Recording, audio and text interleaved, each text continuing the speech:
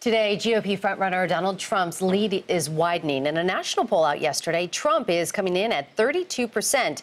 He's the first Republican candidate to poll over 30% this election cycle. In second place is retired neurosurgeon Ben Carson with 19%. And former Florida Governor Jeb Bush rounds out the top three with 9%. Meanwhile, Trump fired back at Ben Carson today, who questioned the authenticity of his faith Wednesday night.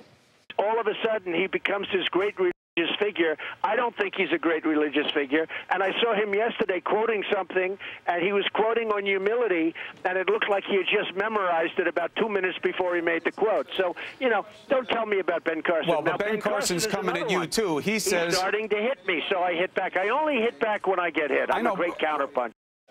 Joining us now is congressional correspondent Nancy Cortez and Caitlin Huey-Burns from RealClearPolitics. Nancy, let's start with you. So this was interesting to see Donald Trump take this tone and come out against Ben Carson. What do you make of Ben Carson, who's been fairly soft-spoken, taking a swipe at Trump's faith? Well, I think that faith is central to Carson's message, and polls show that he does quite well, for example, with white evangelical voters. But guess who also does very well with white evangelical voters? Donald Trump. And so if Carson wants to win over a larger share of those voters, he thinks that it behooves him to sort of point out that he's got a more consistent faith, at least in his eyes, than Donald Trump. And Caitlin, what's your take on this? Do you have to take a swipe at Donald Trump to make headlines? Well, it's interesting. We've seen a variety of different positions on this. We've seen some candidates low in the polls thinking that they can gain momentum by attacking Donald Trump. Bobby Jindal will be doing exactly that today. And then we've seen others kind of keep their heads down, like Marco Rubio, and really not get in his way.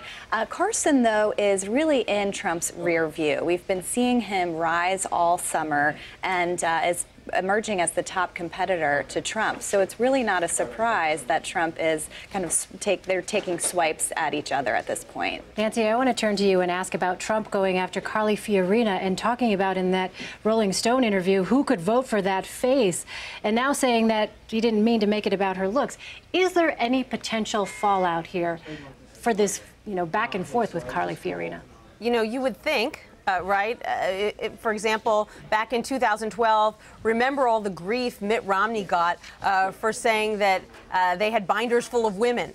Remember, that dogged him for weeks after he said that. And so you would think that if Donald Trump actually made a comment about a woman's looks and said that she shouldn't be president because of the way that she looks, that there would be a huge amount of blowback because, on its face, it would seem so much worse than what Mitt Romney said. But this, he doesn't seem to get held to the same kind of standards as other candidates on the right and the left. And in fact, in recent polling, his support among women has only gone up. He had a real problem with Republican women before, but, in these recent polls, more and more of them are coming over to his side. Caitlin, what do you make of that? Because obviously this isn't the first controversial comment he's made about a woman. These new poll numbers reflect before what he said about Carly Fiorina, but still, as Nancy just pointed out, he's continuing to gain momentum. Right, exactly. And to your point, this is not the first comment that he's made that's been controversial, especially about women. So those numbers are really telling. I am interested to see, though, how Carly Fiorina handles this and positions herself. She has been not really afraid to strike back at Trump when she finds it necessary. She's been very strategic about it, which has worked to her advantage. And we've seen her rise in the polls over the past several weeks. And of course, next week we have that big Republican debate, and she will be on that main stage. And that gives her an opportunity to kind of show where she stands on this. She had an interesting sort of disciplined remark, saying that, exactly. Oh, well, I must be getting under his skin. Exactly. Turning to the Democratic side, Nancy, let me ask you about this. According to a new Quinnipiac poll, Bernie Sanders and Hillary Clinton are virtually tied in Iowa. This comes after he took the lead in New Hampshire. What is going on there?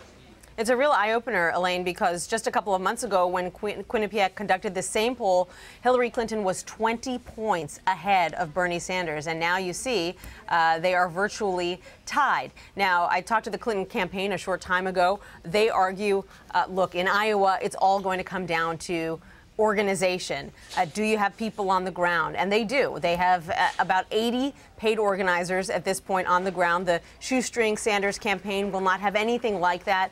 The Clinton campaign already has identified precinct captains in all 1,600 precincts. And we've seen before that often organization wins the day in Iowa. Still, they can argue that they always thought that this race would be tight, but I don't think that they thought this race would be tight with Bernie Sanders. He really was not someone they were paying much attention to at all, even just a month ago, and now clearly they have to. Let's take a look at some of these other numbers. 64% of Iowans find Clinton honest and trustworthy. That is down 11% from last month. So, Caitlin, what I want to ask you, do these new poll numbers, does it show that her apology about the email scandal came too late? Or does this reflect just a bigger trust issue with Clinton where people don't even believe her if she says she's sorry? I think we have to take all of these situations together. And she certainly, the campaign hasn't helped itself by prolonging this apology and prolonging the explanation for it. And Nancy brought up a great point about organization and infrastructure, and that's often overlooked on both sides of the spectrum. So we have to pay attention to that. Iowa is it will be a very personal state for Clinton. Obviously, she not only needs to win, but remember last time, that's where Barack Obama defeated her, and it was a little bit unexpected. So, and that kind of led to the subsequent downfall. So this is a state that she's putting a lot of stock in for not only logistical and electoral reasons, but also pretty personal. Some really interesting numbers out today. Congressional correspondent Nancy Cortez and Caitlin Huey-Burns of Real Clear Politics. Thanks so much for breaking it down for us. Thank you.